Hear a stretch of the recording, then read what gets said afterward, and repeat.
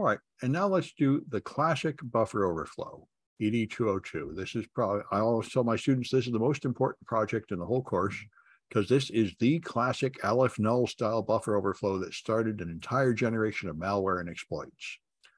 So I've got it here in my Linux machine. All right, let me get out of here and get into ED202. All right. All right, and so the code is pw.c. All right, so here you have a standard C program, and you have a main program down here, and what it's going to do is call something to test your password. And if that returns 1, it will print fail. If it was to return 0, you would win. And here's the win function, printing you win. But here's the test for the password. It makes room for 10 characters of a password and displays its address. Then it reads up to 50 characters from standard in to put in the password. That's the buffer overflow. And then it always returns 1. So you never, no matter what password you put in, it's always wrong. So there is no way to win. And our goal is to trick this program into letting us win by putting in a special password that will exploit the buffer overflow and redirect the execution of the program. So to see it run, you can just run that program. And if, excuse me, there, okay, 32. It's a 32-bit program, this version. So if I give it a password of AA, it says fail. All right. But if I give it a longer password here,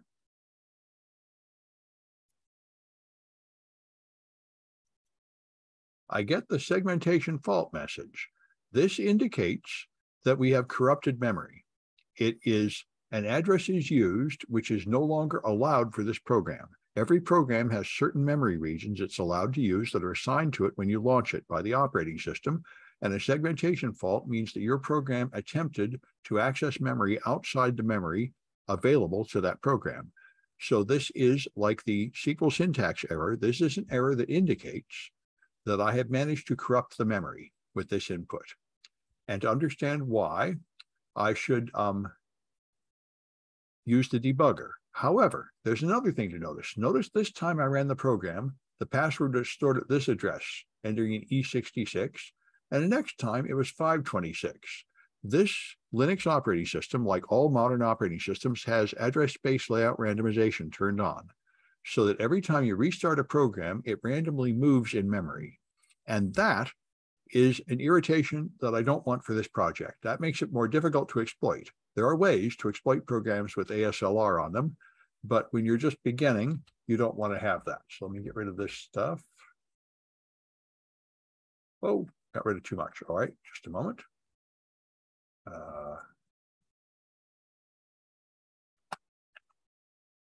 All right. It's going to launch somewhere. Maybe it's already running. Just a moment. That's already running. All right, let's have a new window. There we go. All right. So, take me a minute to get back to the instructions. Exploit development. 202. All right. So to disable address space layout randomization, you have to execute those commands. And this is the one that I like to copy because it's too irritating to type out. So I've got to get to be the root user, sudo su minus. All right, now I'm root. Now I can execute this command, which turns off this thing called randomize VA space. And now I can exit to get back to normal. And now, I'll go to just clear. Now, if I run that program and enter a password of A and run it again, see, it's always the same now. Every time I run it, it has the same address. This is what I want. That will make our life easier to analyze it. So now we're going to debug it. So GDB is the classic GNU debugger, and I run it in quiet mode just to get rid of an irritating banner. All right, so now I've got this password loaded. Now, I compiled this, if you follow the instructions, with the -G switch, so it compiled with symbols to make it easier to debug. So you can actually see the source code. If you list 1,13, you'll see the source code here.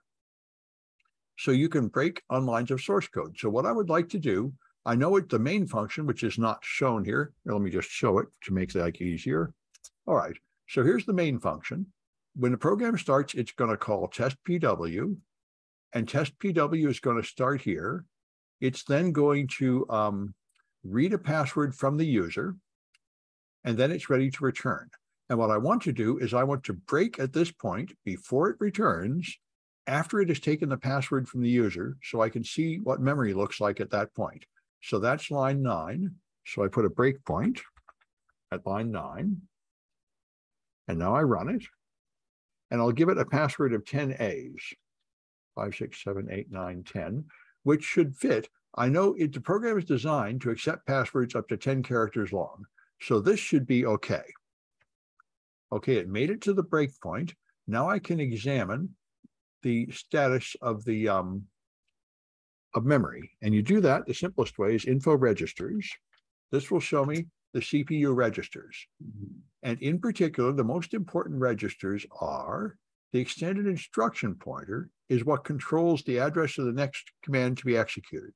And this is pointing inside the test PW function, as it should, and it starts with 5655, which is just where this version of Linux likes to put the executable segment of code.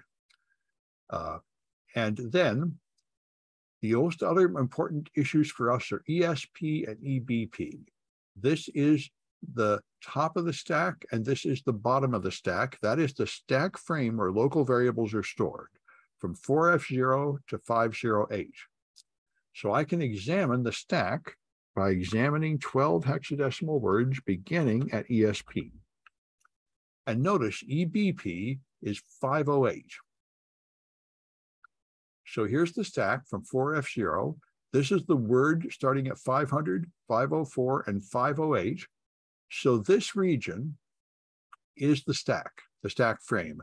After the end of the stack, so here's the data I stored on a stack frame. 41 is A. The 10 A's I stored are here. AA, here's 4 more, and here's 4 more. So there's the data I put in. Then there's other data stored here. And then this is the return pointer. At the end of the stack frame, the next word after the base pointer, EBP, is the address it will return to. And remember, the addresses start with 5655 for executable code on this program. So this is the address when it's time to return from the subroutine back to the main routine. And that's how we're going to take over the box. So if I run it again, and I give it a longer password, this long, copy, okay. So I run it, and I say, yes, restart it from the beginning. Now I give it that long password. Now I can do the same thing again. I can do info registers, and you'll see the stack starts at 4F0, and it ends at 508. It is the same as before, and this is the fundamental flaw in C. C does not allocate more space when I put a longer string in that variable like it should. Rust would reallocate memory to make enough memory to take the data I put in, but C is too stupid to do that. It has just put 40 characters in where there was really only room for 10 or some large number of characters. So if I examine the stack, remember the end of the stack is at 508, which is here. So that's the stack frame. This is the return pointer, and I have overwritten it. 41 is A, 42 is B, 43 is C. I have overwritten it with 46, 47, and that's A, B, C, D, E, F, G. 2 of my letter F's and 2 of my letter G's have ended up in the return pointer, and that's going to cause the program to crash. If I continue, now it crashes, and here's the address it tried to execute code in, and that's what the segmentation fault is. It tried to go to this address, 47, 47, 46, 46, and that is not one of the allowed addresses for my program. So, and that's in the instruction pointer, by the way. If I do info registers again, Now that is in the instruction pointer. So I control the instruction pointer. So I can put anything I want in there by adding it at that point in the password. And now I just have to choose a target. And remember, if I list the original code, the goal was to run this win function, which can never actually be won by executing the code as written. So I'd like to know what address the win function starts at, and you get that with disassemble. Win. That's the assembly code that does this. And all I need is that address. That's the address I want to jump to, ending in 217. So I have to inject these characters. And in this particular case, I might be able to inject them if I can figure out what character in ASCII 17 is. But in general, this tends to include non-printable characters. So instead of trying to type in the magic characters, you have to build an exploit file in some language. And the language I like to use is Python, just because it's a familiar, easy language. So I wrote the exploit file here, and that's all it does. I have this address, 56217. That's my target address. So here's, I have to take the A, B, C, D, E, F, and the last two Fs and the first two Gs are replaced by this address. And you have to put the bytes in reverse order because Intel is a little endian architecture. So you have to take 56 here, 55 there, 62 there, and 17 there. That's the EIP. And now you print prefix, EIP, and postfix. You don't really need the postfix for this program, but in general, and especially when we get to Windows exploits, you'll see it's a good idea to always keep your injection the same total length. So this will print out the necessary stuff. And if I run that, see, there it is. It prints EFF and then FFGG. See, one of the characters is unprintable. There are 4 characters there, but that 17 is unprintable. So I have to inject the output of this into a file, which I've done, and attack PWT. That's this attack file. That's the one that has it. And it also has the unprintable character in there. So you can now run it in the debugger, getting the data from that file. And here's how you do it. You do your GDB in quiet mode of PWD32. And then I put the breakpoint in line 9 as before, so I can see if it's working. And here's the command to take data, not from the keyboard, but from that file, attack PWD32. You run it with arguments less than attack PWD32, so it will draw from that file, including the unprintable character. So now it accepted that as the password, and now I can examine what happened. The registers show that the stack goes from 4D0 to 4E8.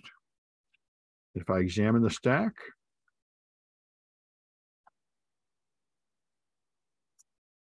E8 is here, and you see here this 45, 45, 46, 46, and instead of just having 46, 47, it now has that address, 56, 55, ending in 17. This is the address I chose. So if I continue, it prints you win. So this address did redirect it to the you win function, and I won. Now you might notice it then crashes later because I have done some collateral damage. I jumped from one program or one module right into another without going through the normal process. I'd have to be more careful and also fix the stored EBP, which is here, I think, or here. One of these others I also have to fix if I don't want it to crash later. But, you know, I do have a working exploit that ran the uwin function. It's just a little bit sloppy, and it has some collateral damage. And so that's the basic buffer overflow that is the heart of all these vulnerabilities. And if you go down in this project, there's a lot more variations. Like, for example, you can do a 64-bit program. It's very much the same.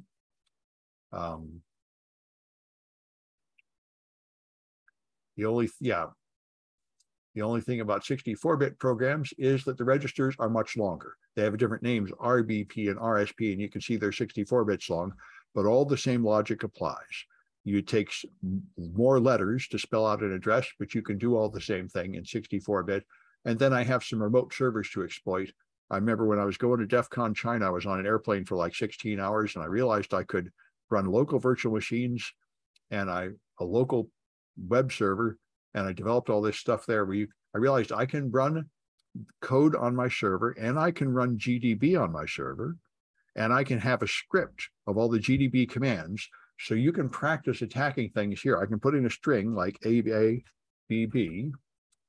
and debug it, and it will show you all of this running on my server. So you can practice the exploit and see the memory contents of my server. And so I hit a few flags in the file, and it's fun. So you can do this on a remote server, and practice these exploits and develop them, both on your own system, and then exploit a real remote server. So that's the classic buffer overflow.